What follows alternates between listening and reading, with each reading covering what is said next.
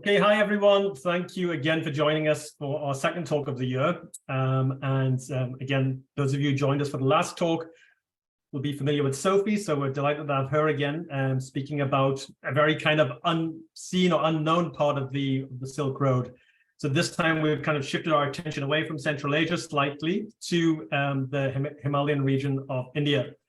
If I could just go through a few very quick things before we start. If you could please make sure that your videos are off and that you remain on mute. It'll just ensure that the bandwidth stays okay for the duration of the presentation, and also avoid any background noise as well. You can, again, as usual, ask any questions via the chat box in Zoom. So we will come on to that towards the end of the presentation.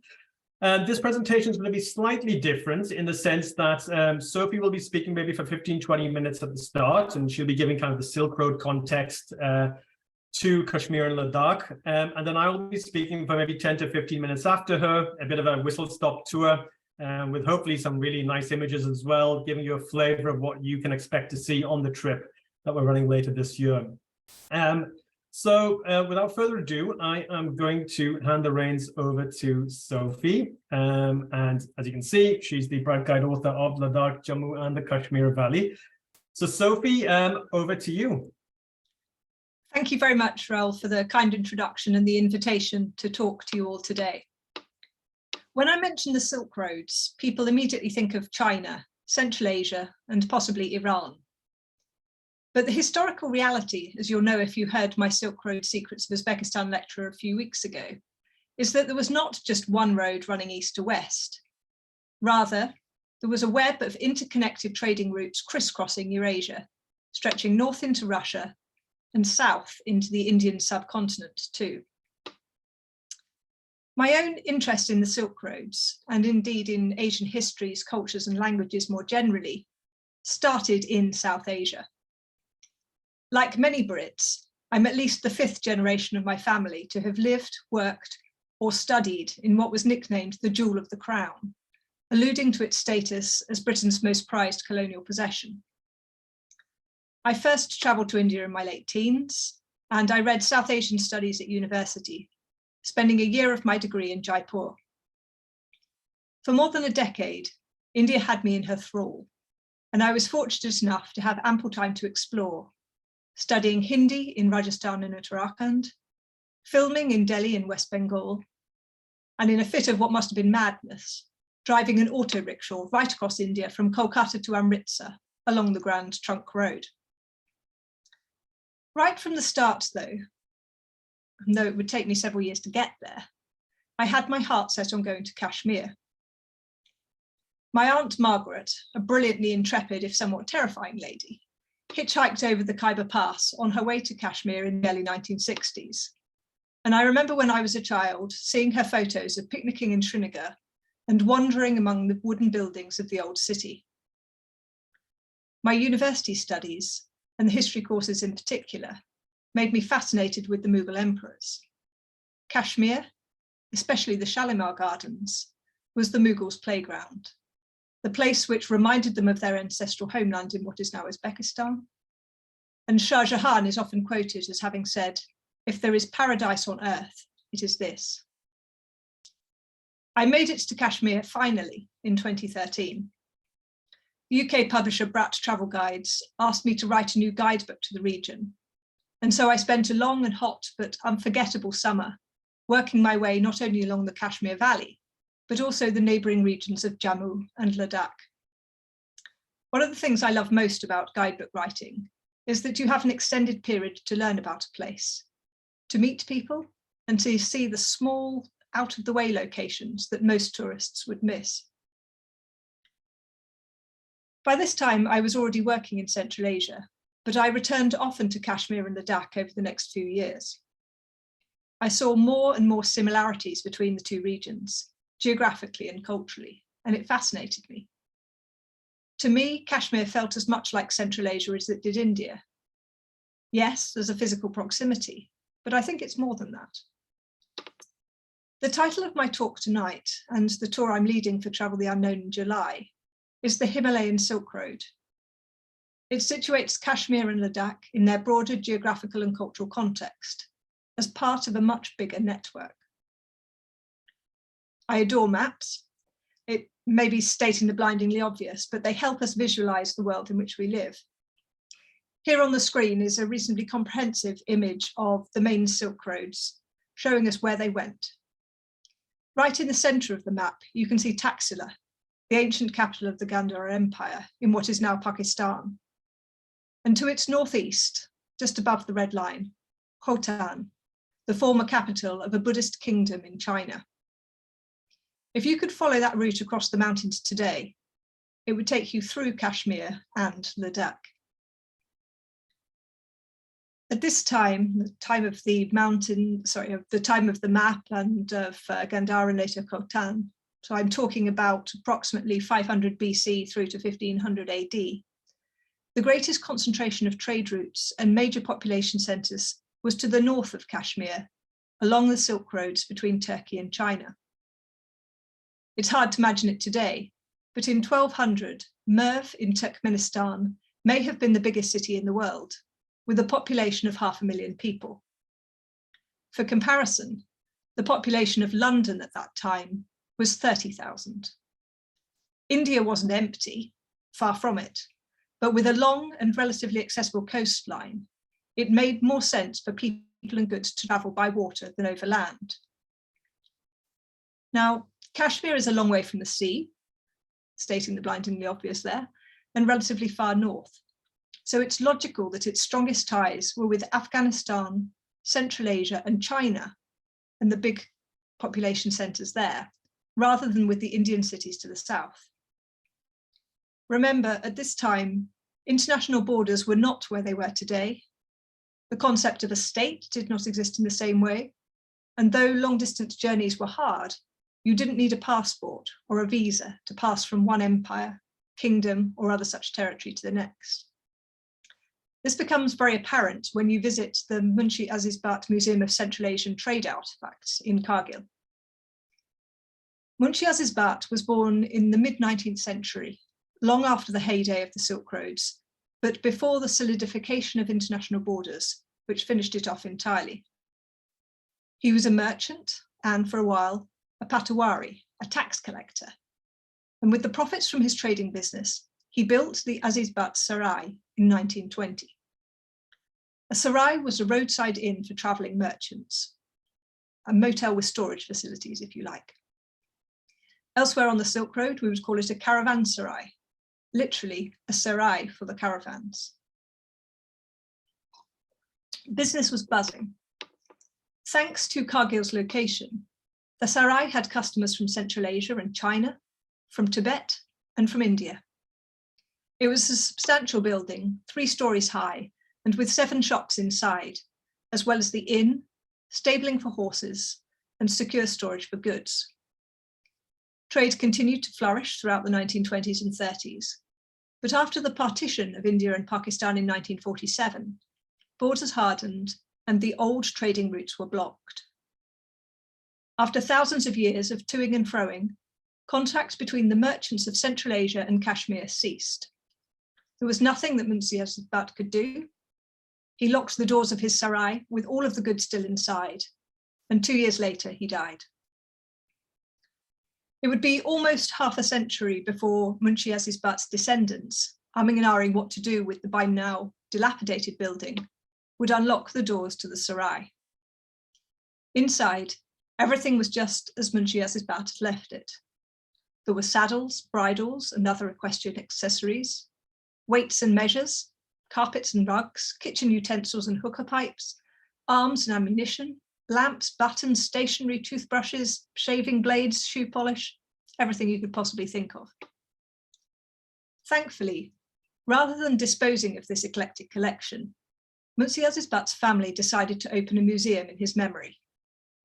The museum tells the story of trade between India and Central Asia in the 19th and 20th centuries. One of its treasures is a carpet made in Bukhara, Uzbekistan, woven with the tiger motif and the Kashmiri name Mohan Lal. Mohan Lal was the assistant of the Scottish explorer, military officer and diplomat Sir Alexander Burnes, who was known as Bukhara Burnes. Burnes and Lal travelled together to Bukhara in the 1830s, and then to Afghanistan during the Anglo-Afghan War. Burnes was killed in Kabul in 1841, but Lal survived, helping to set up the British intelligence network in Afghanistan. He later visited Europe, where he met Queen Victoria and Prince Albert. He was photographed by Robert Atkinson and painted by William Allen. That photograph is in the Scottish National Portrait Gallery, but the whereabouts of the painting is unknown. Now, it wasn't only people and trade goods which travelled back and forth along these Silk Roads. It's often said that one should never talk publicly about religion, politics, sex, or money, but those are precisely the things which make the history of this region, and life in general, so interesting. The Silk Roads were conduits for ideas, for religion and philosophy, new forms of government, scientific concepts and inventions, and for tastes. The spread of Buddhism is a prime example. The Buddha, a prince called Siddhartha Gautama, was born in Nepal sometime in the 6th or 5th century BC. On the night he was conceived, his mother dreamed that a white elephant with 6 tusks entered inside her. As a young man, Siddhartha Gautama renounced earthly pleasures, and he set out on a spiritual journey, which culminated in his enlightenment beneath a Bodhi tree in Bihar in India. Buddhism spread from India to Afghanistan and then to Central Asia more than 2,000 years ago. Many of you will remember seeing photos of the 6th century Bamiyan Buddha statues tragically destroyed by the Taliban in 2001. But there are much older Buddhist sites in the region, not least the Fayaz Tepe monastery in Termiz, Uzbekistan, which was founded in the 1st century AD. Buddhism grew increasingly popular under the Kushan Empire, and the merchants and missionaries who adopted it in Central Asia soon carried their new beliefs to China. According to Chinese chronicles, Mahayana Buddhism first reached China in 147, including to Khotan, the city I highlighted earlier on the map. Buddhism was first introduced to Ladakh by the Kushans too, but it only took hold in earnest from the 7th century onwards, when Ladakh became part of the Tibetan Empire. Buddhism had travelled almost a complete circle along the Silk Roads, from India to Central Asia, to China, and back to India again. The Buddhist architecture and culture of Ladakh offers a fascinating contrast to the mostly Islamic heritage of the Kashmir Valley, though the two regions are right next door. Islam, a religion founded in the 7th century and whose rise caused the decline of Central Asian Buddhism, was also very much a religion of the Silk Roads and of the maritime trading routes, which together facilitated intercontinental trade. Zoroastrianism, Judaism, and Christianity had spread the same way. Early on, the Arab conquest did attempt to introduce Islam by force, but it wasn't very effective at dislodging existing belief systems. It took a softer, more holistic approach, led by mystics and missionaries and the subsequent centuries, for Islam to be widely adopted. Importantly, this included the integration of local beliefs and traditions. Sufism, which we can describe as Islamic mysticism, gained popularity in both Central Asia and Kashmir, combining aspects of Sunni Islam with shamanism, Zoroastrianism, Buddhism, and even Tantric Shaivism. The Sufi saints were often self-taught, preaching personal messages which could be carefully tailored to a local audience. Their theology and rituals might be abhorrent to the religious orthodoxy, but they had very broad appeal. The most important order of Sufism in Kashmir today, Naqshbandi, links us back again to Central Asia. Its founder and namesake, Bahauddin Naqshbandi, was born just outside Bukhara in Uzbekistan in 1318. His shrine remains one of the most important pilgrimage sites in Central Asia. Bahauddin Naqshbandi's descendant, Hazrat Naqshband Sahib, is a saint in his own right, and he popularized Naqshbandi Sufism in Kashmir and earned the spiritual rank of Qutb, which equates to the cosmic leader of the universe and the righteous successor of Prophet Muhammad. Hazrat Naqshband Sahib is buried in Srinagar in Kashmir. Although today India is increasingly afflicted by aggressive Hindu nationalism, Muslims have played and continue to play a critical role in shaping the country and its culture. In fact, India is home to the second largest Muslim population in the world after Indonesia, and Kashmir is predominantly Muslim. In Srinagar, you will find the Hazrat Bal Shrine, a domed mosque with a relic believed to be a hair of the Prophet Muhammad. There's the glorious wooden Jama Masjid, the Friday Mosque, the architecture of which is heavily influenced by Persian, Central Asian and Buddhist architecture. And there's also the Kanka-e-Mulla, built in memory of Mir Sayyid Ali Hamdani, the Sufi saint who brought Islam to Kashmir from Central Asia and is buried in Kulob in Tajikistan. My favourite part of Kashmir's Islamic cultural heritage is not a religious site, though, but a secular one. It is the Mughal Gardens of Kashmir, a UNESCO World Heritage Site composed of 6 separate gardens in and around Srinagar. In fact, the Mughals created around 700 gardens in Kashmir, but these are the most significant ones to survive to the present day. Babur, the founder of the Mughal Empire, was born in 1483 in Uzbekistan's Fergana Valley. He was the son of the governor of Fergana, raised in the fortified city at Aksakent, and he claimed descent from both Genghis Khan and Amir Timur, known in the West as Tamerlane. Babur wanted to reclaim Timur's empire, and particularly his capital of Samarkand. But in trying to conquer Samarkand, he lost Fergana, and in trying to regain control of Fergana, he lost Samarkand. Battles in Central Asia didn't seem to be going in his favour, so Babur turned his attention south, seizing Kabul in 1504 and eventually Delhi in 1526. This is how the Mughals, a name derived from Mongols, though that's not how they describe themselves, came to rule India for the next 350 years. Now, Babur was obsessed with gardens, professing his love of nature and trees and flowers in particular through the Baburnama, his autobiography.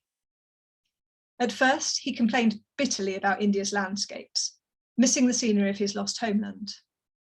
But then he started ordering the construction of gardens, taming the wilderness to his liking. He wrote, "In unpleasant, inharmonious India, marvelously regular and geometric gardens were introduced. In every corner, we built beautiful plots, and in every plot were regularly laid out arrangements of roses and narcissi." When he died in 1504, Babur was initially buried in Agra, but his body was then moved to the final resting place he'd requested, a garden he had built in Kabul. Babur's descendants continued with the garden building tradition he established in India. There are famous examples of Mughal gardens surrounding Humayun's tomb in Delhi and around the Taj Mahal in Agra. They took inspiration from the Charbagh, the formal gardens of Iran and Central Asia, complete with water channels and fountains, fruit trees and pleasure pavilions. The finest of the Mughal gardens were built in Kashmir, where Emperor Jahangir spent 14 summers. It is recorded that he would arrive with the first blossoming of the lilacs and the irises in spring, and that he would return to the hot and dusty plains only once the saffron flowers had bloomed in the autumn. Jahangir, and later his son Shah Jahan, chose the site of each garden to carefully ensure it would have an abundance of water, which could be engineered into cascade in aesthetically pleasing ways. The garden I plan to take you to on the Travel the Unknown tour is Nishat Bagh, which is perched on the hill above Dal Lake in Srinagar. Nishat Bagh was built in 1634. Unlike the nearby Shalimar Bagh, which was the venue for ostentatious public events, this was the Mughals' private space. It's tucked between the lake and the Zabarwan mountain range. The slopes divided into 12 terraces, representing the 12 signs of the zodiac. The central water channel is the garden's axis. Everything is in a geometric design, and UNESCO describes it as being one of the finest representations of traditional Charbagh garden layout in the Islamic world. I'm sure that this is the garden which prompted Shah Jahan to say, "If there is paradise on earth, it is this." I hope that my talk has given you a first introduction to Kashmir and Ladakh and why this region should be considered as the Himalayan part of the Silk Road. I'm going to pass back over to Raul now so that we can discuss the itinerary of the Himalayan Silk Road tour. Okay, thank you very, very much, Sophie, for that. It was really, really interesting. And hopefully you've all got a little flavor of how this region was so important. So what I'm going to do is take you, as I said earlier, kind of on a whistle-stop tour of our trip. And it'll hopefully give you a flavor of what you can see, the kind of experiences you can also have. Everyone typically would arrive in Delhi. That usually has the best kind of international connections. So if you fly from London or elsewhere, that's where you'd fly into. And then the next morning, essentially, we would fly to Srinagar, which is in the northwestern part of India. So the journey essentially starts here. The reason why, as well, that we started on this side and not doing this in reverse is we felt, and this was why it was very important to go out there last year and do this myself, was to gradually climb altitude. So Srinagar is at around about 1,600 meters, and obviously you'll continue to climb that essentially as you head towards Ladakh. So Srinagar, for those who are familiar with it or know something about it, is typically synonymous with its lakes, with its, the backdrop of the mountains and the gardens that Sophie's talked about.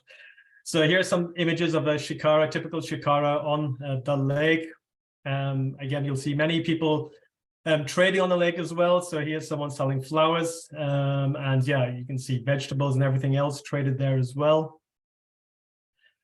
Dal Lake's also famous for its houseboats, and again, you see those ringed around the lake as well, which makes for a really nice, setting, especially in the evenings. But I want to kind of take you a little bit away from, I guess, some of the things that Srinagar is known for, and something that came basically new to me when I was traveling. So I went with my business partner in India, who really handles our logistics supremely well, and we both traveled together, and we were staying at this really nice, fairly new boutique hotel. And as you can see, it's got a beautiful garden, a fantastic backdrop, and I explained to the owner, I said, look, I've come here, we are looking to kind of explore this part of the old Silk Road, and we got into a conversation over dinner. Then he said, Rahul, I'll meet you at 7 o'clock in the morning in the lobby. I want to show you something that I think will be really interesting. So I thought, okay, well, it sounds interesting. Why not? So we met in the lobby, and then a few of us took a walk. He took us through a very nearby kind of countryside, some fields. There was a stream nearby as well. So we walked for about 30 minutes or so. Lots of bird life. For those of you who like birds, Himalayan bulbuls, the common myna, you could hear them, everywhere. And we walked and we came upon this site, and nobody there apart from a few people tending to the grass that had overgrown a bit. And he explained that there was a big sign there saying Harwan Monastery, dating back to somewhere between the 1st to the 5th century AD. And it's believed, or at least considered to be true, that that Buddhism essentially spread almost from this point elsewhere to Ladakh and onwards to Tibet. And at one time, Kashmir was dotted with Buddhist monasteries, stupas, gompas, and then, as Sophie's also explained, obviously there was the exchange of religion, and gradually Islam came into this region as well. So for me, it kind of came as a fantastic surprise that here I am kind of in Kashmir after many years. I mean, I traveled there as a child, and then I was back then in the early 2000s. And almost 20 years later, I was coming here, and then, day one, I'm already discovering something really new. So we've included this as part of the trip when you arrive in Srinagar. And again, the scenery is fantastic. Other sites that you'll typically see, so see the gardens that Sophie talked about. I think there was a school trip happening there that day. So it was really lively, really nice. Two boys as well, kind of in the gardens. And then some of the other sites you typically see. So again, as Sophie's explained, Kashmir and Srinagar, they are Islamic. It's the largest Muslim majority state in India. And so you will see symbols of Islam everywhere. So this is a very well-known mosque. And again, you get some very peculiar designs as well. So this is, I believe, I would hate to say it's one of the few wooden mosques in the world, but I think it dates back to the 14th century. And as you can see, that has this kind of unusual kind of blend of pagoda style as well. Another place we like to visit is the Hari Parbat Fort. It's a slightly steep walk, but you go at your own gentle pace. And what's nice about it is that you get really nice views of Srinagar from the top. So this is one of the sites that we'll visit in the old town. Again, as we've been saying, this Silk Road was absolutely critical in terms of trade. And so we visited a workshop where I don't know how many generations down there this gentleman was, but he explained how reliant they still are on pashmina that comes from Ladakh, from the pashmina goats, and how they embroider and how they manufacture these fantastic shawls and scarves. So that'll be again something that we'll learn a little bit about on our trip. And then we did a walk around the old markets. So it's always nice to kind of see what people are up to. I don't think he was in a rush to sell much. And then after Srinagar, we start making our way essentially eastwards. So now we're probably around about an hour and a half east of Srinagar. So one of the main points that you pass initially is a place called Sonmarg, which is known for its glaciers. You'll see a lot of trekkers there. And just a little further east of that, I remember we took this shot. Suddenly, after climbing altitude and the landscape becomes very barren, we saw these huge flocks of sheep. And this young boy basically herding them just as we were driving. So that was really nice to see. And again, you'll come across all kinds of people who sometimes have to live in pretty harsh conditions given what the weather can be, especially in the winters, out and about as well.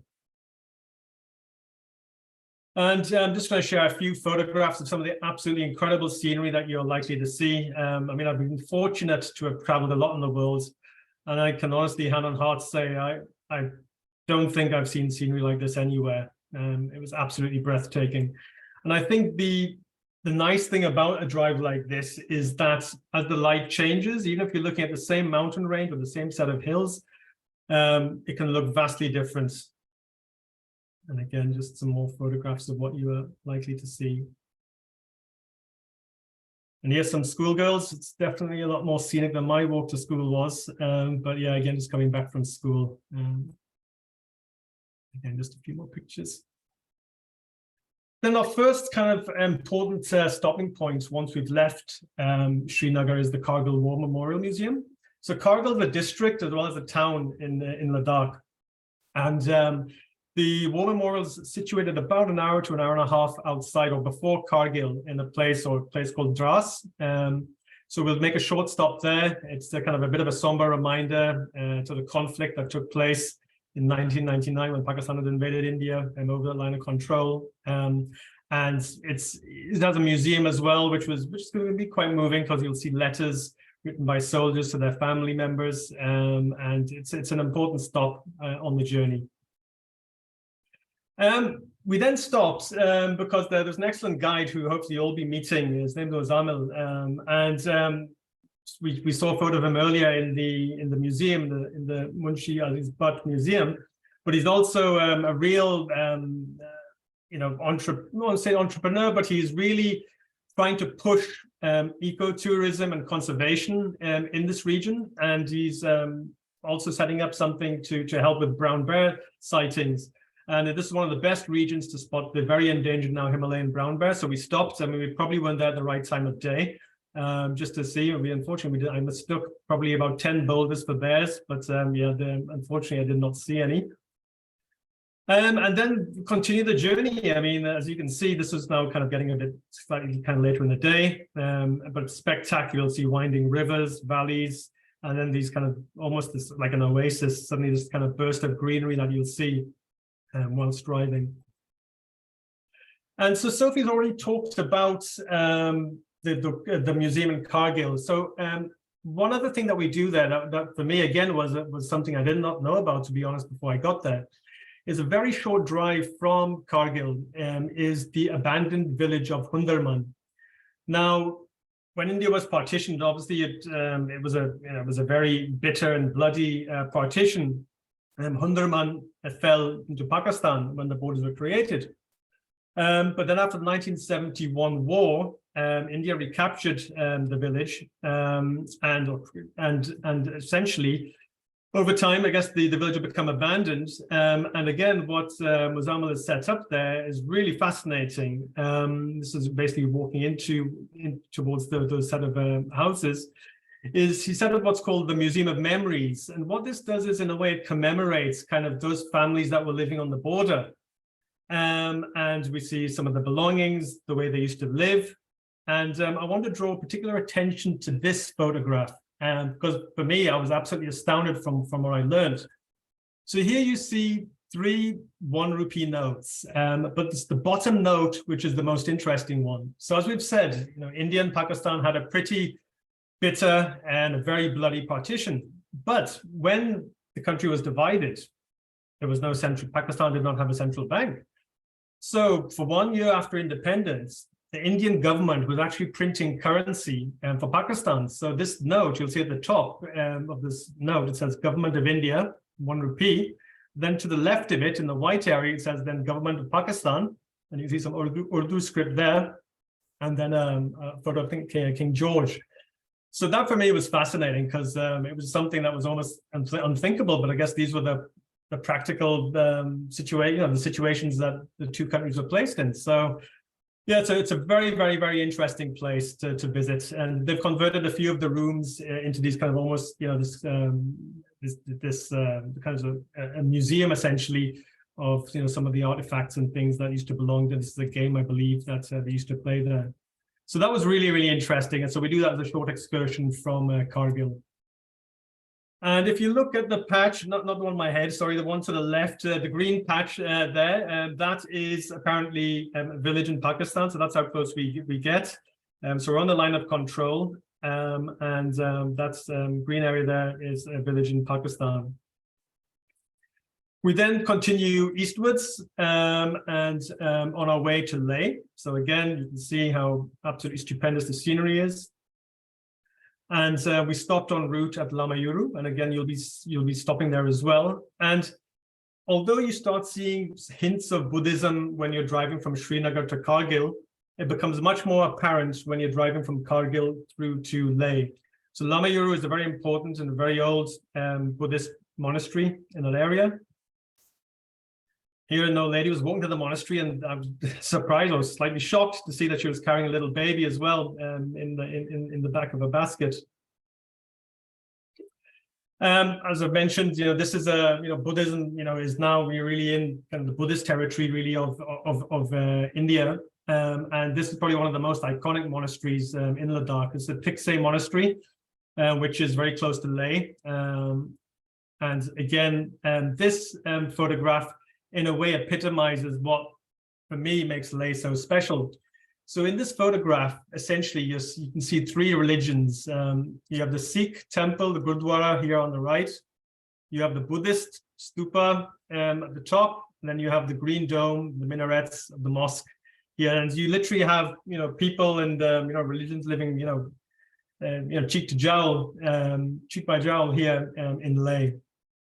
Another important place we visit in Leh is the Central Asian Museum as well, which is very, very tastefully done. And that's a really nice visit as well.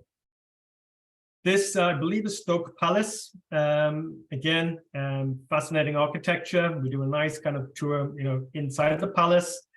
This, I believe, from memory, I think this is one of the approach roads coming to the palace. And again, you can see the juxtaposition of the barren landscape on the right, then there's lush green trees and greenery on the left, and then it's almost like these stupas are kind of growing out of the ground. You can see these here, and in the far distance you can see the golden statue of Buddha as well.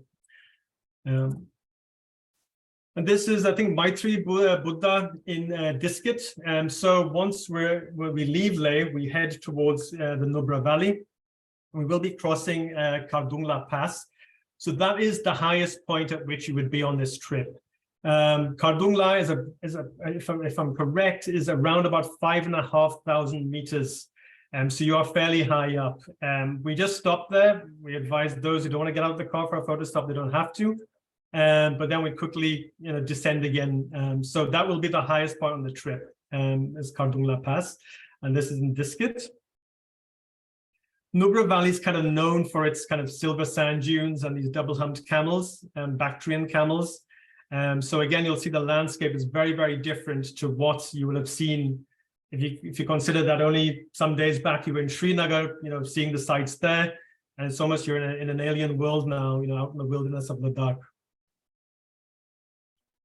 Again, these local people, living out in that area. We do some village walks there as well. And what we've tried to do on this trip is we've really, again, part of the exercise of going out there was I was aware that a lot has changed in that region, was to see, what is the infrastructure like?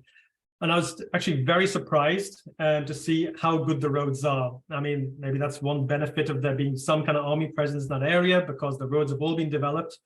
So it's perfectly tarmacked pretty much throughout, really. There's no real bumpy roads. Maybe you take some of the inner roads when coming to Disket, etc. But otherwise, the roads are very, very good. And yeah, then we come back from Disket via Shakti village, where there'll be a festival, which we'll catch a few hours of, a mass dance festival, and we return to Leh. So yes, it was a fabulous trip, and I think it was very important to have gone there, myself, just to see what changes have taken place and how amenable it is to travel. And so here I have some practicality and some information on some of the practical aspects of traveling in the region. So just a general thing that India has one time zone, 5.5 hours ahead of GMT. When to travel, you can travel anytime between April to September, I'd say. The best months tend to be July and August. The reason being May, June tend to be very busy for domestic tourism. And July, August, the weather is still very good. You get long, kind of not overly warm days. It does get quite warm because you're quite high up. And nights can obviously take a bit of, get quite cold depending on where you are, and also early mornings, but otherwise it's very nice. India is easy to get to, especially if you're flying from a major airport in Europe or the US. And from London, for example, there's 4 direct flights and 4 airlines which fly direct. We recommend people catch the Vistara flight, which has very good flight timings, but otherwise those other options are also available. Thankfully, the Indian government reinstated e-visas for UK citizens, so that's all working very smoothly now. I believe they're valid for 60 days, and you can enter the country twice. And you can apply for an e-visa 3 times in the 1 calendar year. So an important thing just also to point out, and again, it was a reason for me to go there, was, for those who are not aware, in 2019, there was a constitutional change in the region. And there was some disturbances that did happen in Kashmir. So although, after 6 months, 7 months, things settled down, still the government has an advisory against travel there. Having traveled there myself personally, having seen how many also of my own relatives have traveled there, etc., I felt absolutely no problem. But we would advise people purchase some additional insurance. There are a number of providers I can provide you information with who can assist with the days that you are in Kashmir. But it's important that you're aware of that. As we've mentioned, the altitude varies on this trip. Srinagar's at around about 1,600 meters. I think Kargil's at about 2,600 meters. I would say that you'd be staying typically at between 3,000 and 3,500 meters on the trip, and with the exception of Kardungla Pass, when obviously you were exceptionally high up, the rest of the trip's kind of at that altitude, which is again is why we have started the trip this way. We climb gradually so that hopefully you won't feel the effects of altitude too much. Just for a bit of reassurance, we do carry still plenty of oxygen as well in the vehicles, just to on the safe side, should anyone feel a little short of breath. But thankfully, that wasn't the case for myself, and hopefully that will be required. But if it is, we've made sure that that's available. Regarding the driving, again, as I mentioned, the roads are very good. So what we felt worked best is to essentially use cars instead of minibuses or minivans. A couple of reasons for that.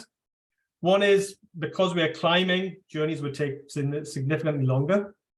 Secondly, unfortunately, during the pandemic, a lot of those minivans, minibuses weren't maintained properly, and to be honest, we felt were not really roadworthy.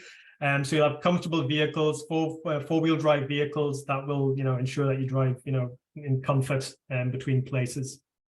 And finally, just a general note about money, that Indian rupee is the currency that's used there, and there's ATMs in the major cities as well.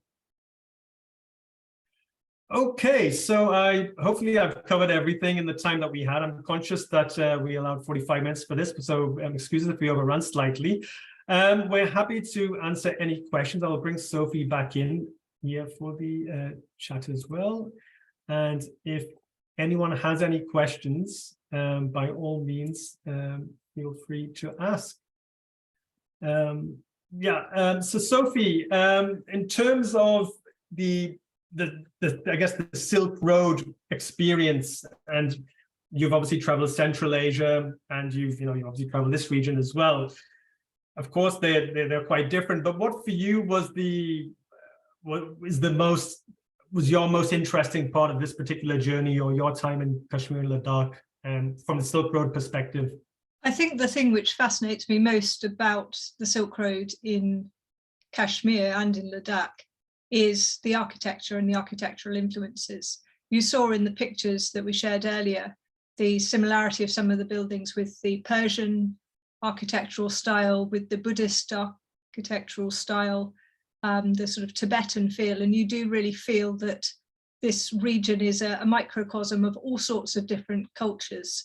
You showed the picture in Ladakh from Leh of the different religious sites, but the same is true of the secular buildings as well. And you may well find when you're traveling through that you recognize, or things seem familiar from other places, whether that's from Central Asia or from Iran or from southern parts of India or from China. Yeah, absolutely. Yeah, and sorry, just a few other questions have come in. How many hours per day in the car? Again, what we've tried to do is, of course, there is driving. Thankfully, as I said, the roads are good. It can really vary. I think the longest drive is around about 6 to 7 hours. But again, we obviously break the drives as well. There's plenty of time to stop for photo opportunities. We've also built the itinerary in such a way that we allow enough time as well in places to walk around. So we will obviously walk together as a group at times, but there's also some leeway built in for people to wander themselves as well. And yeah, you can't but want to kind of, explore more when you're there as well. I mean, I just wish I had more time. I was there almost 2 weeks and still feel like I scratched the surface. And then another question, how many people would be on the trip? Yeah, so the 16th July trip is guaranteed. So if anyone who has seen this tour or inquired about it and might be a little bit on the fence, please, I do encourage you to join. We will take up to a maximum of 12 to 14 people. So that would be the maximum number. But yeah, I mean, the trip is guaranteed. And typically you would fly on the 15th from the UK, unless you want to arrive earlier in Delhi, arriving on the 16th. We had factored in some sightseeing on the 16th afternoon, but having been in Delhi mid-July and temperatures above 40 degrees, we were thinking it might be a bit better just to rest, maybe have a nice welcome dinner, so that we're fully ready, rested for the main tour, which starts the next morning when we fly to Srinagar. Okay, how many clients with the travel age vehicle? There'd probably be 3, I would say, plus driver. I mean, with the guides, we'd rotate guide and Sophie. It's going to be leading the trip. We'll be rotating between vehicles. So all of you would, obviously benefit from their insights as well. So it's very comfortable, very spacious, and also gives everyone an ample opportunity to have a window seat as well to take photographs. Yeah. Regarding accommodation, someone just messaged me privately about that. Yes, accommodation is really good. And again, one question that a client who's on the trip asked me is, why aren't we using houseboats in Srinagar? I did stay one night there. And again, I remember from 2002 when I was there, it seemed very different. And this time when I went, I have to say I was slightly disappointed. Okay, one night would have been okay, but the main issues I felt were that unfortunately during, again, the pandemic, a lot of them were not maintained properly. So there was damp in some of them. Also, I mean, thankfully, from an economic point of view, domestic tourism boomed during COVID. But at the same time, had a negative effect on the houseboats, which were being used day in, day out, and they became very worn. Also, in the evenings, basically because it gets dark, quite early, say by 5:30, by 6 o'clock, it's already getting dark. Once you're on the houseboat, there's nowhere else you can really go. And I thought it'd be nice to give people that flexibility, still to kind of maybe nip out, sometimes use a local market just to kind of wander to. And the real clinching point for me, to be honest, was that very first day in Srinagar when I found how close this monastery, this hidden monastery, that's what it felt like, was, which I would never have discovered had I not stayed at that particular property. And the fact that it's locally owned, the person, the kind of conversations and the way that I know that you'll be looked after, I'm very, very, very kind of happy and confident about. Other accommodation is really good as well. We've got a mixture of some very nice eco resorts, which are very small in numbers, but with a real kind of sustainable tourism at their heart. And so again, they've really taken into account their local environment in terms of construction. They've tried to keep to the aesthetics of the region, and also you're eating a lot of the fresh produce that's produced there, and you're very well looked after. So the accommodation is really good. Do we have plans for 2024? Now we do. We're very obviously eager to get this trip out, but we'll hopefully make this at least one annual departure on this tour. For anyone who maybe doesn't want to do the full trip, we do organize trips. We will be setting up a few new group trips that maybe just focus on Kashmir, some just on Ladakh. And if you have interest, for example, in wildlife, I mentioned that we are looking now at potential brown bear watching in the Dras Valley, combining that with a snow leopard expedition as well. And there's also an area called Changtang as well, which is supposed to be superb for wildlife and bird life as well. So yeah, there's a lot actually that's happening in that region. We welcome everyone. I see someone from the US has asked. Yes. We welcome people from everywhere, really, so it'd be great if we have a nice mix of people on the trip. I can't say what other dates we'll be launching. As I mentioned, the window for travel tends to be April to September. So anytime between then, really, is good. And let's see, any other questions? That seems to be it. Anything else, Sophie, that you would like to add in particular? I think the last thing I'd like to emphasize is that I've spoken as have you a lot about the buildings and the culture, but really important part of this is the people. And regardless of whether you're in Kashmir or in Ladakh or the areas in between, there are a lot of opportunities for meeting local people. And that's one of the reasons it's important to be staying in locally run places, including the eco resorts, is being able to meet people, talk about them, and have the time. It's not a tour where we're going to be rushing from place to place. So if we see, for example, the herders out with their sheep and goats, we can stop and talk to them. If we're in the bazaars, we can stop and have tea with people. And those personal encounters are very, very important. Sure. Absolutely, Sophie, I totally agree. And then a few of you have asked what the cost is for the trip. At the moment, the trip is advertised, I think, at £3,895 per person, so £3,895 per person. That would exclude the international flights, but include the internal ones. In dollars, it'll be probably just under $5,000. I mean, the exchange rate keeps going up and down with the pound, but it's probably just under $5,000 per person for that.